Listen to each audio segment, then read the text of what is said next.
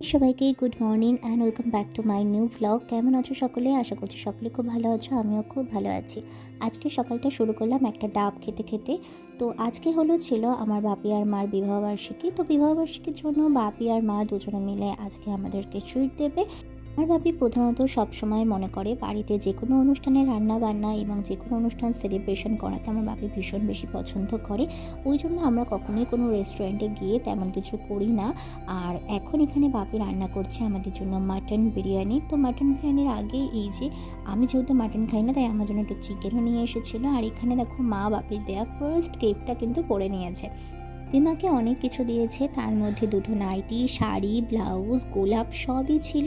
তো তারপরে এখানে আমরা সবাই মিলে খাচ্ছিলাম পুদিনার শরবত। আর তারপরেই এখানে কিন্তু বিরিয়ানির প্রিপারেশন মোটামুটি কমপ্লিট হয়ে গিয়েছিল। এই যে বিরিয়ানিটাকে দেখতে কিন্তু দারুণ লাগছে। আর আজকে আমাদের কাঠের উনুনে কিন্তু পুরো রান্না হচ্ছে।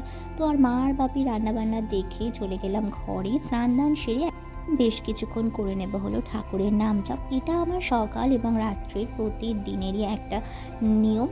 আর এরপরে কিন্তু আমি করব আমার স্কিন কেয়ার। আর প্রতিদিন হলো আমি এই ঠাকুরের নামটা করে আমার ভিতরে ভীষণভাবে একটা শক্তি অর্জন করতে পারি। তো প্রথমেই হলো এখানে আমি টোনার ইউজ করে নিচ্ছি।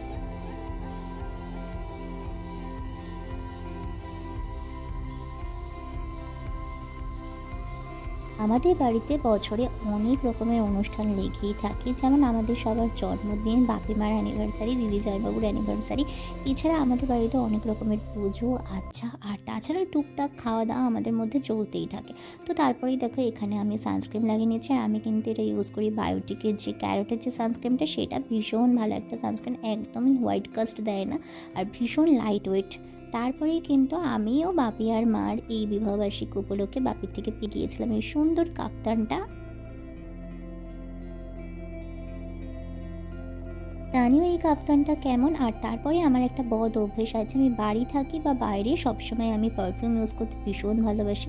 তো তারপরে আমি এখানে একটু পারফিউম লাগিয়ে নিলাম। আর এই সব কিছু কমপ্লিট করে চলে গিয়েছিলাম হলো আবার রান্নাঘরে। এখানে এখন হচ্ছে মাটনের কষা, মানে বাপি বিরিয়ানির সাথে মাটন কষা, আর সাথে ছিল স্যালাড। আর আমি এখানে স্যালাডের প্রিপারেশন করে নিয়েছি। স্যালাডটা আমি কুচিয়েছিলাম।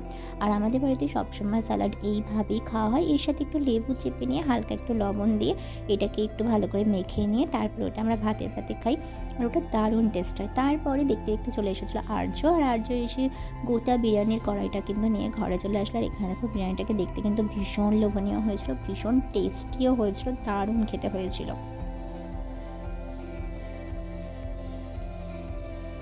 তারপরে মা আমাদেরকে বিরিয়ানিটা বেড়ে দিল। আর আমরা বিরিয়ানি খেয়ে এখানে সবাই মিলে দেখছিলাম হলো একটা পুরোনো মুভি। এটা কী মুভি দেখছি সেটা কিন্তু তোমরা পারলে কমেন্ট করে আমাকে বলো।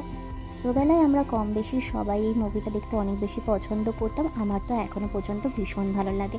তারপরেই হলো আমি চলে গিয়েছিলাম কোল্ড ড্রিঙ্কস খাওয়ার জন্য। তো সবাইকে এখন কোল্ড ড্রিঙ্কসগুলো দিয়ে দেবো। ড্রিঙ্কটা খেতে খেতে পুরো মুভিটা কমপ্লিট করে নিলাম। আর তারপরে হলো এখন রেডি হয়ে পড়েছি। আর এখন যাব হলো একটু স্টেশনারি শপে, সেখানে আমার একটু বেশ কিছু কাজ ছিল সেই জন্যই।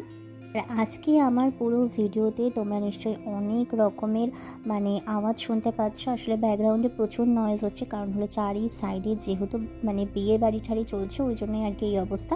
তারপরে স্টেশনারি শপ থেকে চলে আসলাম বাড়িতে। আর এখন একটু হালকা ফুলকা হেয়ার কেয়ার করে নেব। হেয়ার কেয়ার আমি যেহেতু যেদিনকার শ্যাম্পু করি তার আগের দিনকার এই রোজমেরি ওয়াটারটা ইউজ করি। এটা কিন্তু ভীষণ ভালো, আমি কিন্তু খুব ভালো রেজাল্ট পেয়েছি। আমি যেহেতু কোনো রকম প্রোডাক্ট প্রমোশন করছি না, আমি নর্মালি এটা ইউজ করে ভীষণ ভালো রেজাল্ট পেয়েছি, তাই ভাবলাম তোমাদের সাথেও ব্যাপারটা একটু শেয়ার করে দিই। আর আমি যেহেতু তেমন কোনো বড় ইনফ্লুয়েন্সার নই, তাই আমার কথায় ভরসা করে কিন্তু তোমরা অবশ্যই এই প্রোডাক্টটা নিতেই পারো। হেয়ার কেয়ারের পরে আমি সোজা চলে আসলাম একটু স্কিন কেয়ার করতে। স্কিন কেয়ারের ক্ষেত্রে আমার খুব একটা বেশি রুটিন থাকে না, আমি জাস্ট ডিপ ক্লিনজিংয়ে ভীষণভাবে বিশ্বাসী।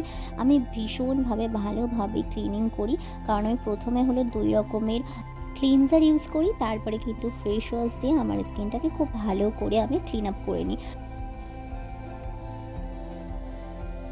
আমি এখানে ইউজ করছি বায়োটিকের হানি জেল ফেস ওয়াশটা। এই ফেস ওয়াশটা ভীষণ ভালো একটা ফেস ওয়াশ। এই ফেস ওয়াশটা আমি আজ পর্যন্ত যাদেরকে রিকমেন্ড করেছি সবাই কিন্তু আমাকে ভালো ফিডব্যাক দিয়েছে। ভীষণ ভালো এই ফেস ওয়াশটা। এটা অ্যাফোর্ডেবল প্রাইসের মধ্যে, তোমরা কিন্তু একবার ট্রাই করে দেখতেই পারো। তো তারপরেই হলো আমি দেখো স্কিনটাকে খুব ভালো করে ক্লিন করে নিয়েছি, আর দেখতেই পাচ্ছ স্কিনটা কিন্তু এমনি অনেক ভালোভাবে পরিষ্কার হয়ে গিয়েছে।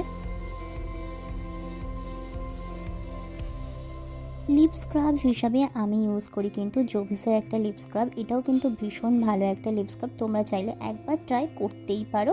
ভীষণ ভালো রেজাল্ট পাবে মাত্র 1 সপ্তাহের মধ্যে। আমার সচরাচর খুব একটা ঠোঁট কালো হয় না, তাও আমি এটা ইউজ করি যাতে আমার ঠোঁটের ডেড সেলগুলো খুব তাড়াতাড়ি ক্লিন হয়ে যায় এবং ঠোঁটে যে ফাটা বা ঠোঁটের যে রুক্ষতার যে প্রবলেমটা সেটা যাতে না হয়। স্কিনের ফুল ক্লিন আপ প্রসেসটা হয়ে যাওয়ার পরে আমি যে প্রোডাক্টগুলো আমি আমার ওয়াশরুমে রাখি সেগুলো সব ওয়াশরুমে রেখে দিয়ে তারপর এখন সোজা চলে যাব হলো শোয়ার জন্য। শোয়ার আগে হলো আমি স্কিনে একটু টোনার অ্যাপ্লাই করব। আজকের দিনে আর আমি কোনো রকম ময়শ্চারাইজার বা নাইট ক্রিম কিছু ইউজ করব না, এইভাবেই আমি আমার স্কিনটাকে ছেড়ে দেবো জাস্ট টোনার লাগিয়ে। আর আমি সবসময় এইখানে বসে ভিডিওগুলো করি, তার কারণ হলো সামনে একটা ছোট টেবিল আছে আর তারই সেকেন্ড পার্টে আমি আমার প্রয়োজনীয় কিছু প্রোডাক্টগুলো রাখি, তো এই জন্য এখানে বসি। তো চলো আজকের ভিডিও এত অবধি, দেখা হবে পরের ভিডিওতে, টাটা।